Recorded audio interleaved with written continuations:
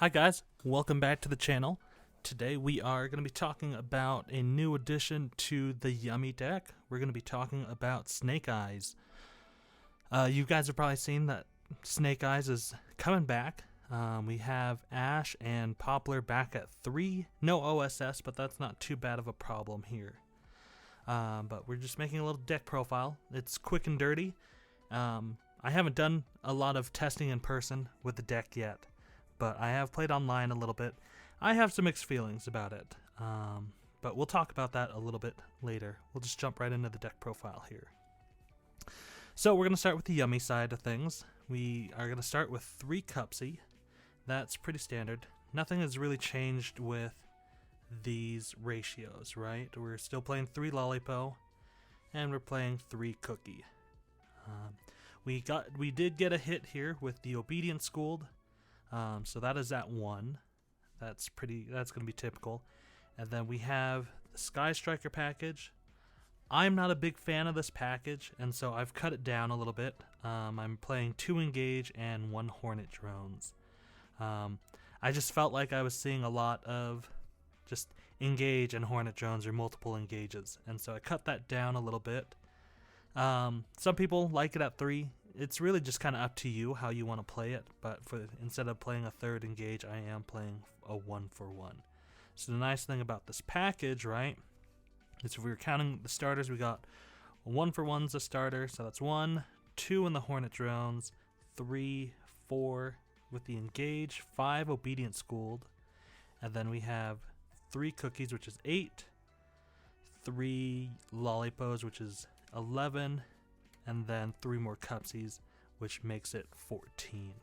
So we're playing 14 name starters for just purely based on like the Yummy side of things.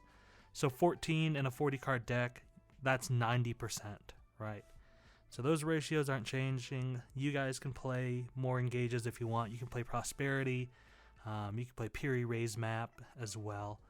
But other starters, technically, we're going to go to our Snake Eye package, right? So we got 1 Bonfire. I'm opting to play 2 Ash.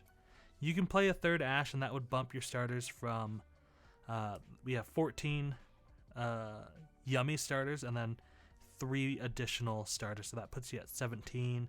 You could play a 3rd Ash, and that would make it 18, which is, I think, like 95% chance of seeing an opening, a starter in your opening hand. I'm playing this just because if I open, a Yummy name and Bonfire instead of going into Ash, I can just go into Poplar. That can be a line as well. But you could play a 3rd Ash and bump this up to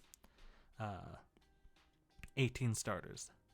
But that is going to be the starting side of things with the Snake Eye stuff. So we have the Ashes, and then we have 1 Poplar, 1 Oak, 1 Diabellstar, and 1 Flamberge, and 1 Temple. So it is right now a 8 card Snake Eye package.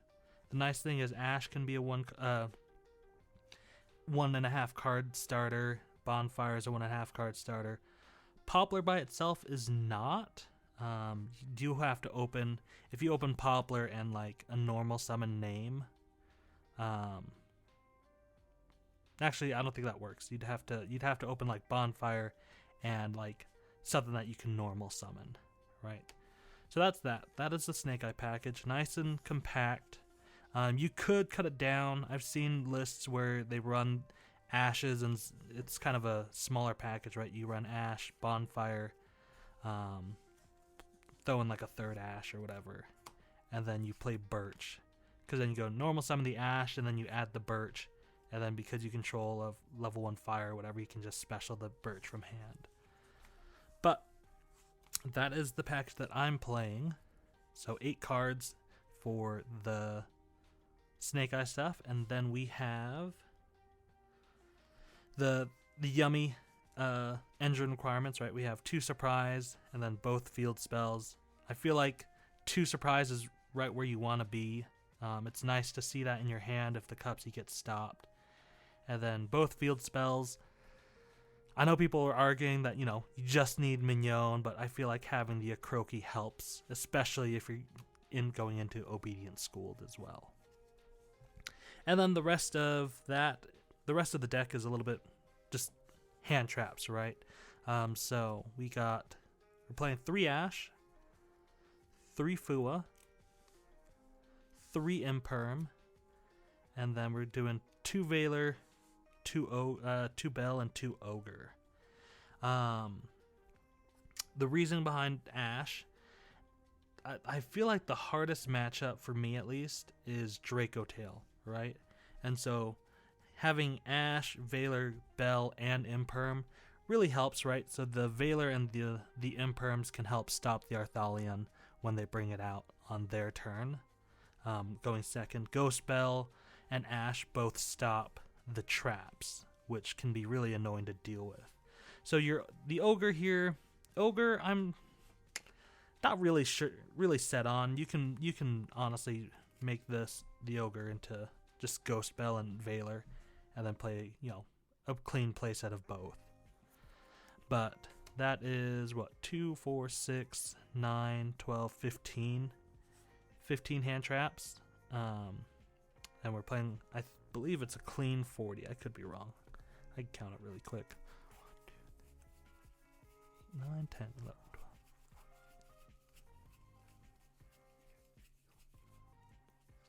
26. This is a 41 card deck. So honestly, you can cut out 1 Ogre for another Valor or Bell and then call it a day. So yeah, that is the main deck there. Let's talk about the extra deck. So extra deck is pretty standard still.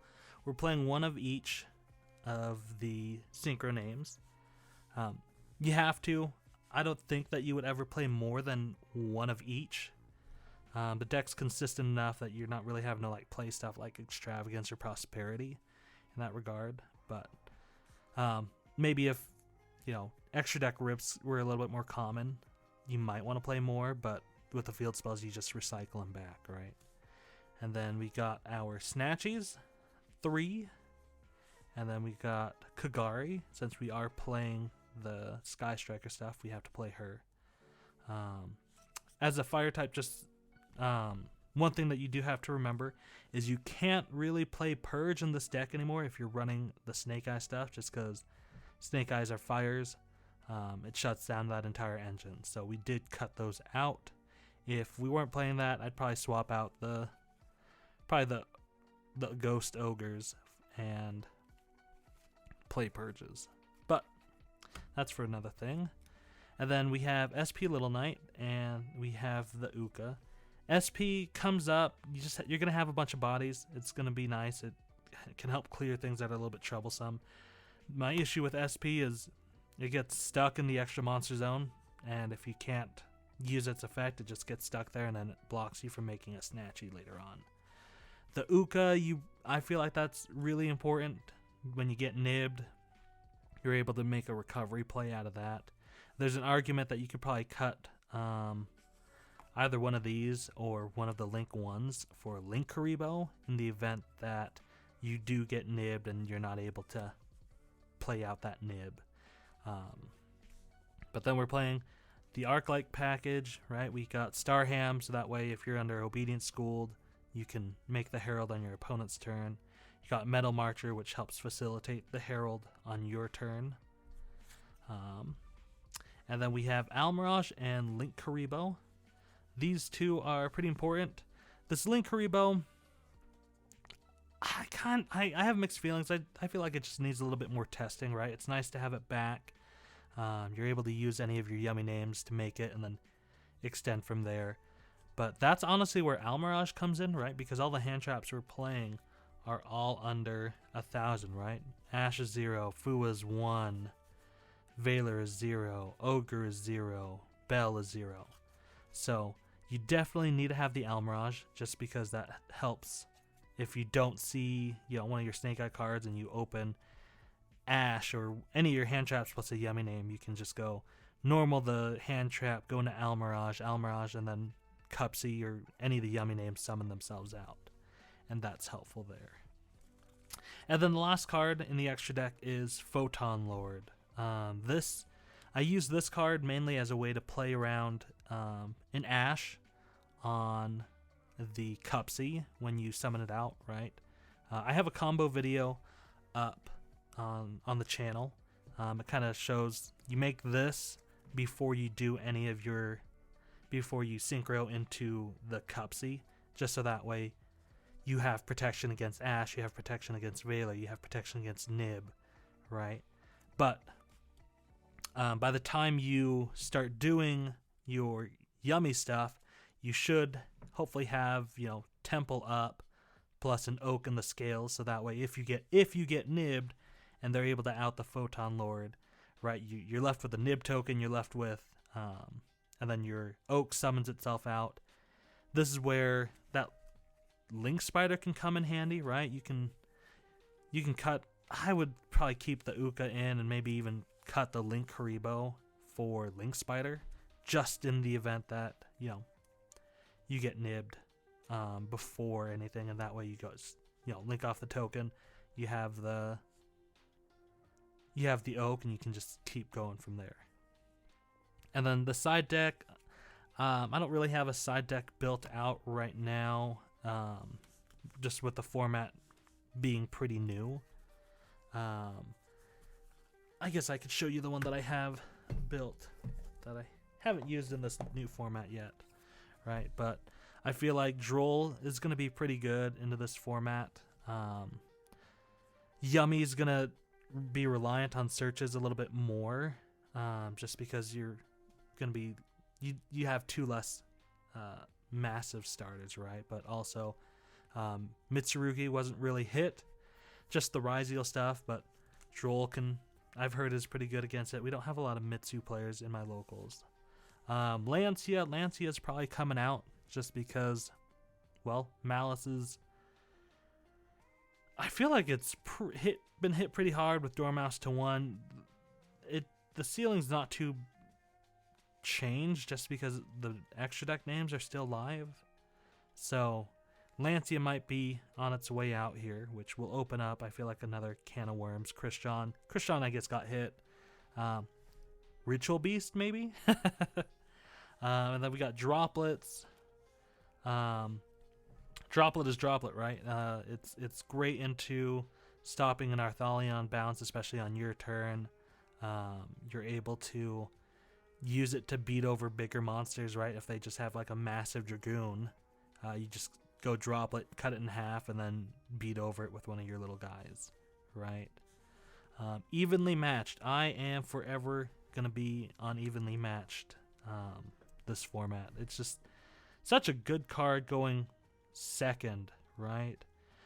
Into Yummy, you out the Herald, and then you have evenly matched for the rest of their board.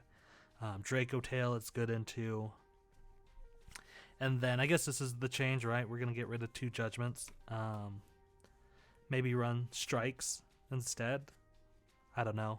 I haven't really put a ton of thought into your side deck. And as always, your side deck should just be tailored to what event you're going to. If it's locals, right? You build your side deck towards locals. If you got a bunch of, Ritual Beast players and Malice players, you throw in Lancias. But if not, if you don't have any of those, you run whatever card's going to be best. I recommend, thinking about your bad matchups too, right? Because Yummy just is pretty bad into Draco Tail. They just got that non-targeting removal type stuff, and so that's kind of my hand trap lineup is to try to work against Draco Tail, especially now that K9 or Vanquish Soul was hit pretty hard, and so I think Draco Tail is going to really thrive because it wasn't really hit at all. If anything, it gained a little boost if you're playing branded. But yeah, so that is my deck profile and me yapping a little bit about Snake Eye Yummy.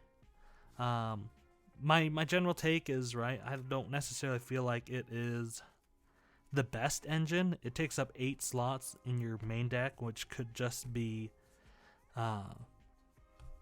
literally anything else, right? But